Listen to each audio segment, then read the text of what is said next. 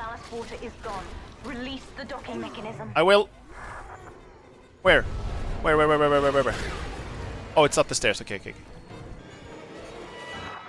elevator to the lifeboat is flooded, Father. We have to equalize the pressure in here or the door won't open. There's glass tubes to flood the room.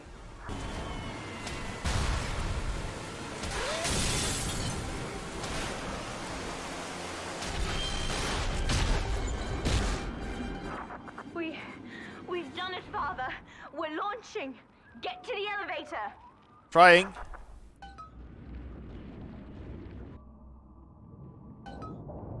Please tell me that this was the end. The bombs, Father! We're falling! Run!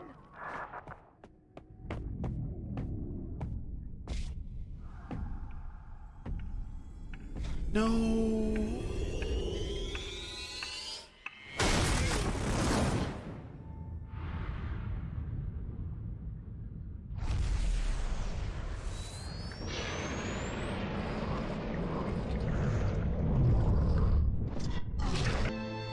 I think she teleported out. I think she's safe.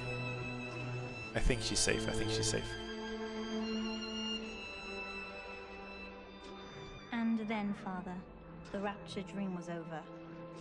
You taught me that evil is just a word. Under the skin, it's simple pain. For you, mercy was victory. You sacrificed. You endured. And when given the chance, you forgave. Always. Mother believed this world was irredeemable, but she was wrong, Father. We are Utopia, you and I. And in forgiving, we left the door open for her. I would probably not have forgiven her if it was up to me. I'm not sure what I taught you, but I feel like I might have given you the wrong idea. Forget everyone, but not her. The over, but in waking, I am reborn. This world is not ready for me, yet here I am. It would be so easy to misjudge them. You are my conscience, Father, and I need you to guide me.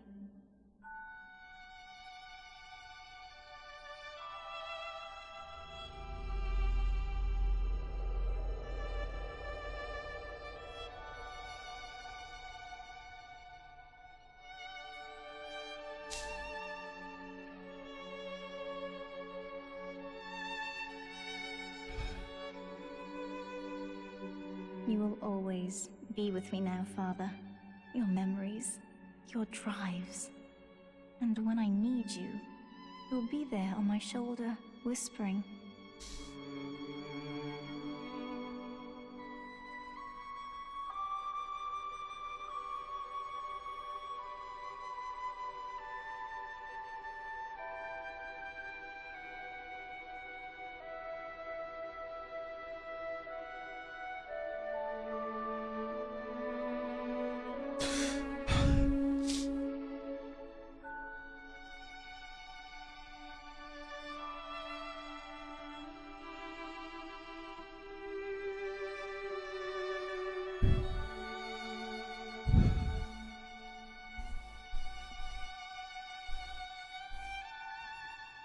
If Utopia is not a place, but a people, then we must choose carefully, for the world is about to change. And in our story, Rapture was just the beginning. Okay, that was Bioshock 2. That was the ending was really good. I don't know, it's very difficult to compare like the two games. Well, no, it's not difficult. It's very easy to compare the two games, but it's very difficult for me to decide like which one is the best one of them, you know? But I do absolutely can say without a doubt that the ending to Bioshock 2 was better than the ending to Bioshock 1. I'm not sure if it's just because I'm like tired, but I'm actually like made me tear up a little bit. Yeah, this was a really good game. I felt for most of it. Thank you for the head pass. Thank you, T-Slug. I felt for the most of it that it was like pretty strong as a game, but not as strong as Bioshock 1 as a story, right? It's weird because I kind of made the mistake that some of the characters in the game did, that they saw the main character sort of like this soulless murder machine who only had one objective, you know? But I came to really care about him. I came to really care about him and the bond between him and Eleanor, and I came to really care about their relationship. I came to genuinely like want a happy ending for them, you know? I had gotten some things spoiled for me, but I couldn't remember like most of it, so it didn't really end up mattering all that much. I did remember that something was gonna go weird with Mark Meltzer, but I thought he was gonna turn out to be the player character, and he wasn't. So that was honestly like it was not a happy moment. It was still a very sad moment, but it was a positive surprise, you know, to see that that was not the case. I'm not entirely sure like we ever got a chance to know who the main character was. Johnny Topside is what they called me. I don't think there was anything else in the story about me. I don't think anything else happened there. And that was fine, I think. So I do think the game really did kick into high gear in the last mission. You know, this is when the story started firing on all cylinders. Before that, I felt like it was pretty good, but it was harder to get like a sense of attachment. The last part was definitely the best part, unlike Bioshock 1.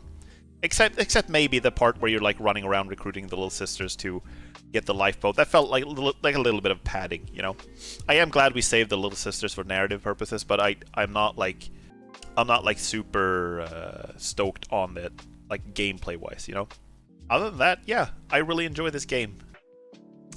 In terms of story, I felt also that Lamb was like, she was a pretty cool villain, and you have sort of a very personal bond to her, I guess, but she also felt less like an actual player in this place than Andrew Ryan did, you know?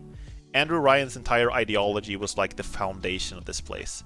And then they add Sophia Lamb to sort of be a counterpart to that. Like, she's like a collectivist instead of an individualist, and more of a... She wants to strive for the common good instead of having everyone strive for themselves. And she is like a very extreme form of that ideology. And...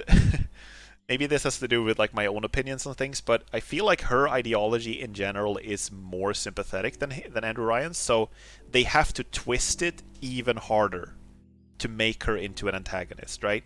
It's not enough to have her say, oh, let's work together and be a collective. It's more like everyone should cease to exist as individuals. And they have to make her do like these horrible, unspeakable things. And just she's just kind of a jerk. Like she's just kind of a douchebag. Like Andrew Ryan had a little bit of like he was awful, like an awful person, but he had a little bit of elegance to him, right? Sophia Lamb has to be like, she has to be kind of a jerk, otherwise she wouldn't work as an antagonist. So she's fine, like she's fine, but she's not as strong as Andrew Ryan was as a villain. But I do still think she's more fleshed out than Frank Fontaine. Frank Fontaine, I think, is a villain that worked really well before he was revealed, and then after his reveal, his motives kind of fell apart, and he's just like some guy who's just yelling at you over the radio. I do like sort of the parental aspect of it.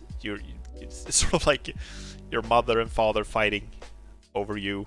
I'm glad Eleanor was not the final boss. Fighting alongside her in the end was awesome.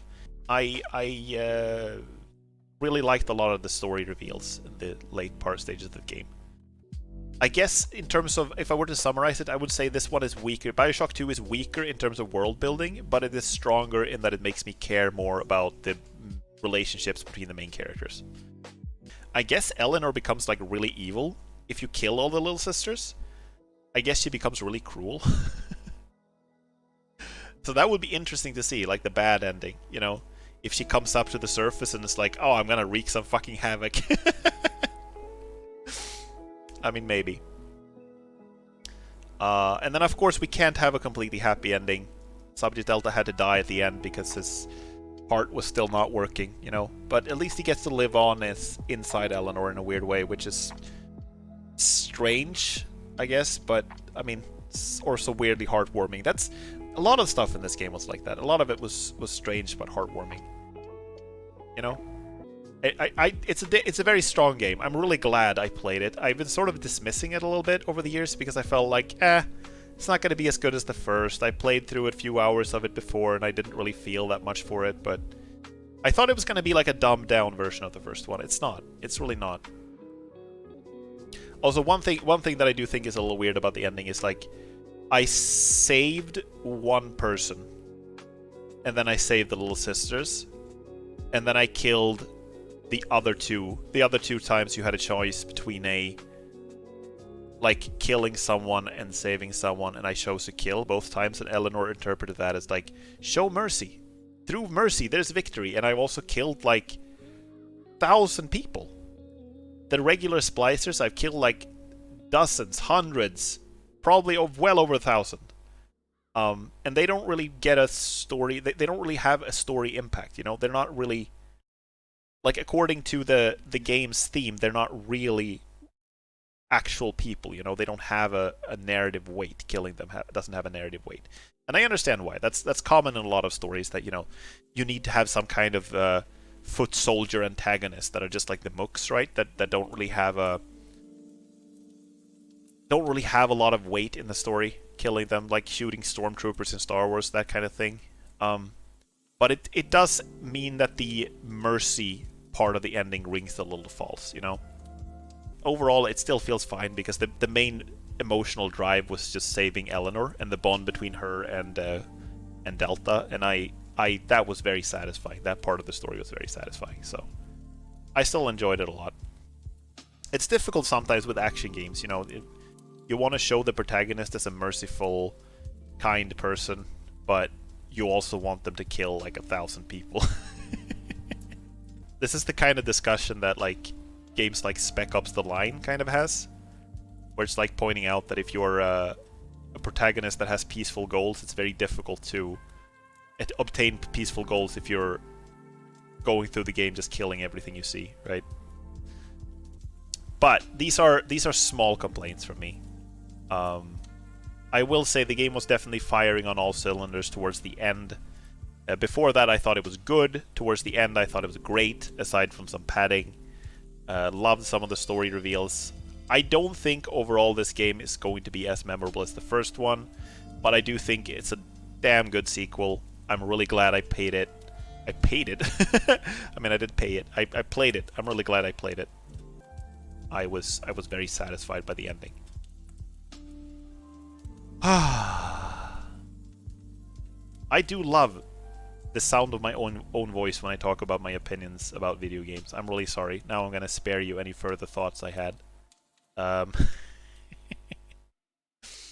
It's time to end the stream, I think.